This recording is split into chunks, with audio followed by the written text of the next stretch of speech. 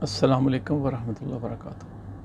अल्लाहुम्मा सल्लि अला सय्यिदिना मुहम्मद व अला आलि सय्यिदिना मुहम्मदिन बिआदति कुल्लि ज़िक्रि अल्फ़ अल्फ़ मर्रा।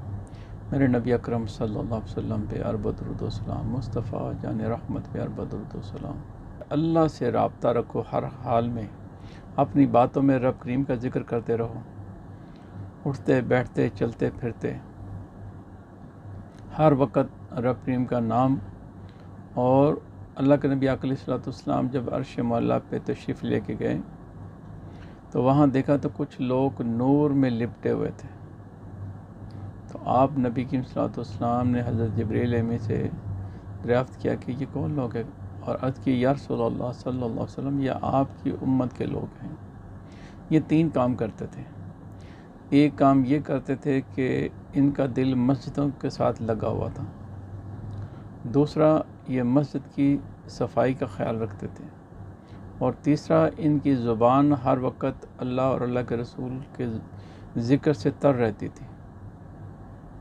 तो कोशिश करें कि हर काम में अल्लाह का ज़िक्र करते रहें और खैर व बरकत के मज़े लूटते रहें। तो आज जो मैं नुस्खा लेके हाज़िर हुआ हूँ वो इमसाक का है, बेहतरीन है।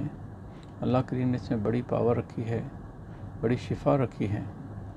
ये वो लोग कि जो अपनी बीबी के पास जाते हैं और जल्दी डिस्चार्ज हो जाते हैं, उनके लिए बेहतरीन है। ये किसी भी उम्र में खाया जा सकता है। बनाना भी इसको ज़रा थोड़ा डिफरेंट है, बनाएं और खाएं और अल्लाह की रहमत के मज़े लूटें। और इससे जो बिल्कुल गए गुज़रे मरीज़ होते हैं वो भी ठीक हो जाते हैं।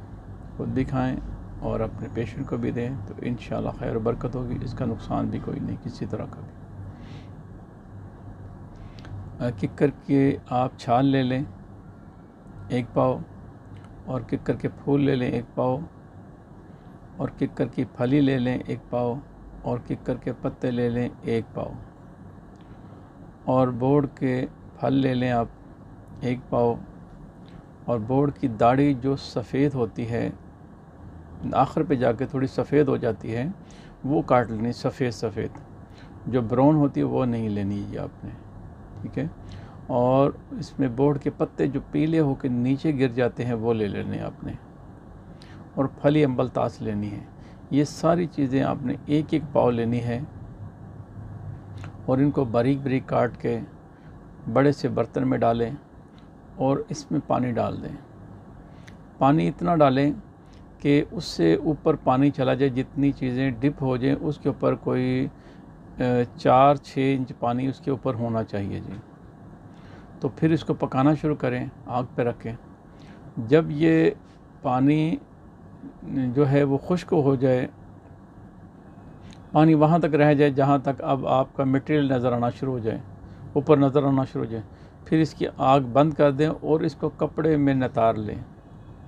कपड़े से नितार के जो सारे इसके पत्ते हैं, छाल है, जो भी है वो सारा कुछ निकाल दें, और पानी को बिल्कुल बर्तन साफ़ करके फिर उसमें डालें और इसको अब खुश्क करना शुरू कर दें। जब पानी थोड़ा सा गाढ़ा हो जाए, देखें कि अब ये बिल्कुल उंगली के साथ चिपक रहा है और गाढ़ा हो गया है, जैसे शहद होता है इस तरह से हो जाए, तो फिर इसको नीचे उतार लें, फिर इसको ठंडा कर लें। और इसके अंदर फिर ये जो अज्जा है, जैसे ज़ाफ़रान है, पम्बा दाना है, और बी दाना है, और साला मिस्री है यानी बदस्तर, और रेग माही, और बिही का मुरब्बा, वज़न लिखे हुए हैं इसके। तो ये, और कोज़ा मिस्री, ये आपके सामने है सारी डिटेल इसकी। ये बारीक पीस के तो इसके अंदर मिक्स कर लें। फिर देखें अगर ज़्यादा गाढ़ा है तो इसमें आप थोड़ा शहद भी मिला सकते हैं। तो इसको आपने चाय वाली चम्मच का 1/4 हिस्सा रात को सोते वक्त नीम गर्म दूध के साथ खाएं जी।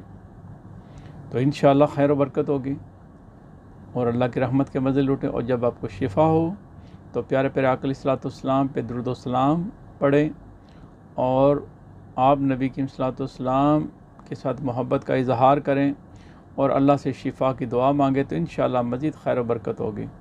और अल्लाह की बारगाह में शुक्राने के नफ़ल अदा करें, और मेरा और आपका अल्लाह ताला हामी नासिर हों। अल्लाह ताला हमारे तमाम कबीरा सगीरा गुनाह माफ़ फरमा दे। आमीन या रब्बल आलमीन। अस्सलामु अलैकुम व रहमतुल्लाहि व बरकातहू।